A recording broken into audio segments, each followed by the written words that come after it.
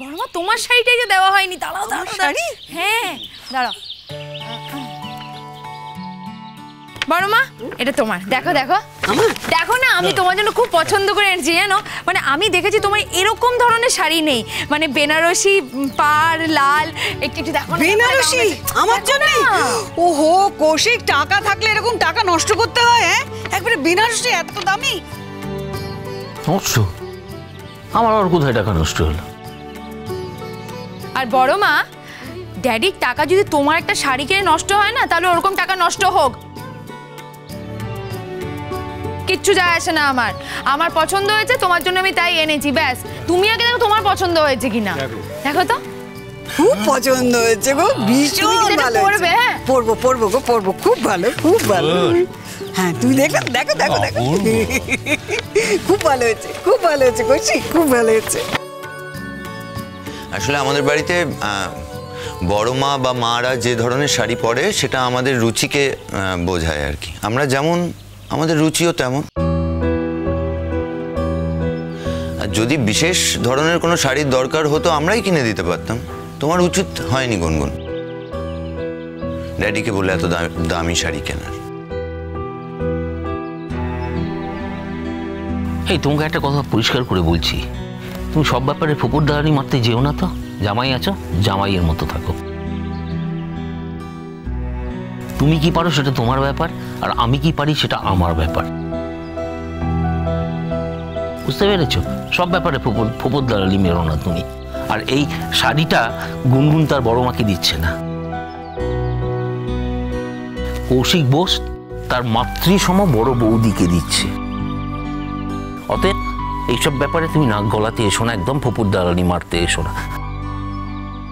তোমার বাড়ির ছেলেটা না বড্ড পাকা, ঠিক মতো মানুষ করতে পারোনি তোমরা।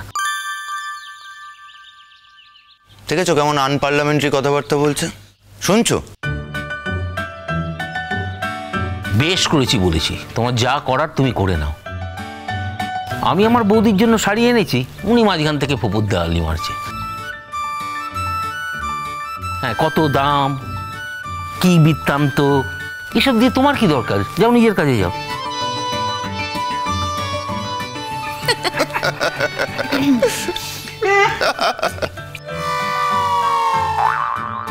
সবার সামনে আমায় এরকম অপমান করছে, তোমাদের হাসি পাচ্ছে তো? শোন, কারণটা শোন। তোকে তো এই বাড়িতে কেউ ঝাড় দেয় না, মানে ঝাড় দেওয়ার সাহস নেই কারো। তাই ঝাড় খেলে তোর মুখটা ঠিক কেমন হয় সেটা দেখে হাসি পাচ্ছিল, ঠিক যেন বাংলার 5 5 আর 3। হ্যাঁ ঠিক না? বাংলার 3-এর মতোই হয়ে গেছে। মজা হচ্ছে যখন আনন্দ করো।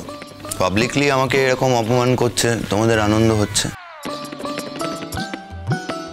হ্যাঁ না সোনাদা, কি বলতো বিষয়টা, মানে পাবলিকলি বলছে বলেই তো আমরা এনজয় করছি। তোমার কি দরকার বলো তো সব বিষয়ে কথা বলে? চেপে যাও না তুমি। যা রয় তাই সয়। ওনার টাকা আছে বলে উনি আমাদের হয়তো এরকম দামি দামি উপহার দেবেন, আমি এটা মেনে নিতে পারছি না, তাই প্রতিবাদ করছি। আমি করবই। হ্যাঁ হ্যাঁ বাবিন বাবিন বাবিন, তুমি শুধু টাকাটাই দেখলে বলো?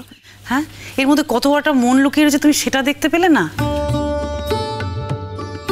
আচ্ছা তুমি আমাকে বলো না, টাকা থাকলে কি সবাই দেয় নাকি? এই যে দেখো কাকাবাবু কি সুন্দর মাকে বড় বৌদি বলে ডাকছে, মায়ের মতো বড় বৌদির জন্য একটা উপহার এনেছে। এটা কত বড় একটা মনের পরিচয় বলো। এর কোনো দাম নেই নাকি তোমার কাছে? সত্যি আঙ্কেলকে না যত দেখি, মানে আঙ্কেলের ওপর না শ্রদ্ধায় মনটা ভরে যায়। বেড়ে যায়, তাই না চিনি? খুব ভালো। আচ্ছা বলছি, আমরা যখন ওই বেড়াতে গিয়েছিলাম তখন এতটাই শ্রদ্ধা ছিল নাকি আঙ্কেলের প্রতি? এই ভুলভাল কথা বলো না তো। আমি মনে মনে জানতাম যে আঙ্কেল ঠিক কিছু একটা প্ল্যানিং করে রেখেছে। একদম বাজে কথা বলবি না। তুই কি বলতো, তুই যখন যেখানে থাকিস না সেখানকার মতো হয়ে যাস। হ্যাঁ, এত বড় বড় কথা বলছিস। এই শোন, এই তুই আমাদের কত কথা শুনিয়েছিলি রে, কত কি বলেছিস, আর অমনি এখন কাকাবাবুকে দেখেছিস প্রশংসা করছিস। আমি মিথ্যাবাদী একটা। কৌশিক, সত্যি কৌশিক, শাড়িটা আমার খুব পছন্দ হয়েছে। আর আরো কি ভালো লেগেছে জানো, তুমি আমাকে মাতৃ সমান বৌদি বললে। তুমি চিরটা কাল আমার কাছে লক্ষণ সমান দায়ের হয়েই থাকো, এটাই আমি চাই। সে তো থাকতেই হবে। যে মানুষের পাল্লায় তুমি পড়েছ, তোমাকে তো আমার উপর বিশ্বাস রাখতেই হবে। সারাটা জীবন শুধু তোমাকে কষ্ট দিয়ে গেছে আর কষ্ট দিয়ে গেছে।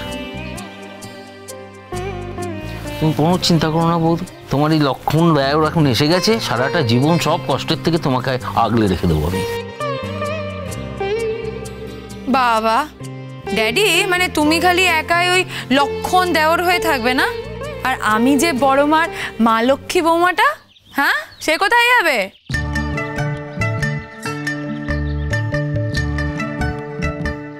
মার থেকে মাসির দরদ বেশি। সারা জীবন ধরে আমি করলাম, আর এখন দেওরগুড়ি দেখাতে এসছে। দুদিনের যোগী ভাতেরে করে অন্ন। এই দাদা, বিড়বিড় কি করছো, কি বলছো? আমি তো কিছু বলিনি, কিচ্ছু বলিনি। তুই শুনতে পাওনি তো কৌশিক? আমি তোমাকে বলছি ও কি বলেছে। বিদিয়ে বিদিয়ে বলছে, দুদিনের যোগী ভাতেরে কয় অন্ন, সারা জীবন আমি করে এলাম, এখন উনি দেওরগিরি দেখাচ্ছেন। আসলে গায়ে লাগছে গো, বিচ্ছে সব। তুমি যে মুখের ওপর সত্যি সত্যি কথাগুলো বলেছো, সহ্য করতে পারছে না, তাই এরকম করে বলছে।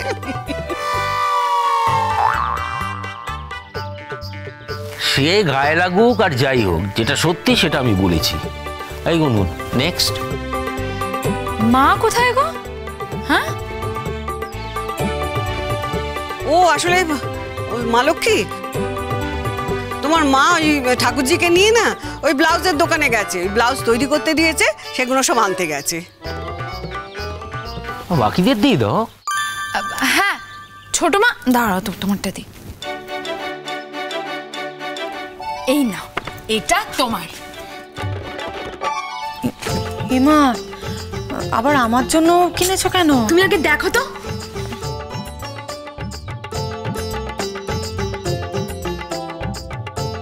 বা আবার নাটক দেখ ছোট বউয়ের, হ্যাঁ যেন জানতোই না ওর জন্য কেনা হবে।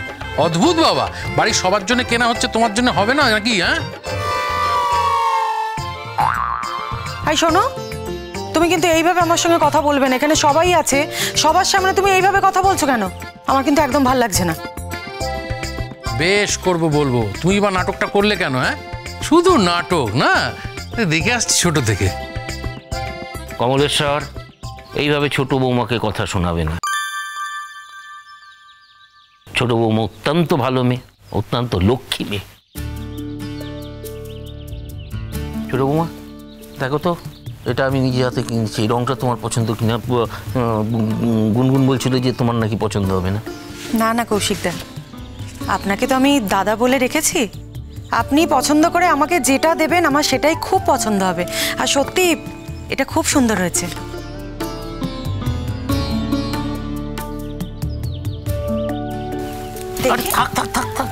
এমা, থাক থাক বললে চলবে নাকি? আজকে বছরকার দিনে আপনাকে প্রণাম করব না, আপনাকে দাদা বলে ডেকেছি, তার উপর এরকম একটা আশীর্বাদই দিলেন, তাও বলছেন প্রণাম করতে হবে না? সেটা শুনবো না। ঠিক আছে, ঠিক আছে।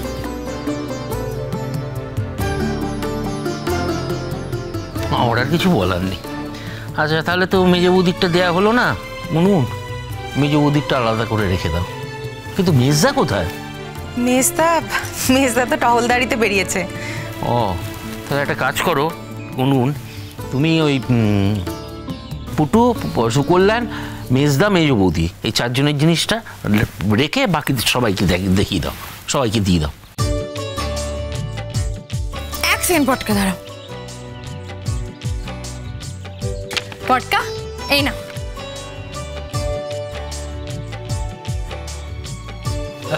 দারুণ, ভালো ভালো, খুব ভালো লাগবে, খুব ভালো লাগবে তোমাকে এটা পড়লে। ও কৌশিক, তুই তো কাউকে বাদ দাওনি দেখছি। হ্যাঁ, পটকার একটা জামা খরচা মানে তো দুটো খরচা জামা কিনতে। ওর কাউর যদি একটা জামা কেনা হয় তো পটকার দুখানা জামা কিনতে হবে, কাপড় বেশি লাগবে না। একদম এইসব খোটা দেবে না বড়দা, আমাকে মোটার খোটা দেবে না। অদ্ভুত বাজে লোক। হ্যাঁ ছোট বউ তো আমার খাওয়া দাওয়া সব বন্ধ করে দিয়েছে। বড়দা নাকি ভয় দেখিয়েছে কি হার্ট অ্যাটাক হয়ে যাবে, তারপর সুগার বেড়ে যাবে, কোলেস্টেরল বেড়ে যাবে, খেতেই দেয় না। শুকিয়ে যাবে। আচ্ছা দেখছিস না, শুকিয়ে তো গেছি, খেটে খেটে খেটে রোগা হয়ে গেলাম একেবারে। ওজনটা একটু কম কম লাগছে, বুঝতে পারছি। ওটা দিচ্ছে সমস্ত। হ্যাঁ ঠিক বলেছো ঠাকুরপো, আমিও কদিন ধরে দেখছি জানো তো, তোমাকে না ভীষণ শুকনো শুকনো লাগছে, এবারে কাটি কাটি লাগছে গো। তাই? হ্যাঁ লাগছে তো। আমি দেখেছি। খুঁকুরু, খুঁকুরু।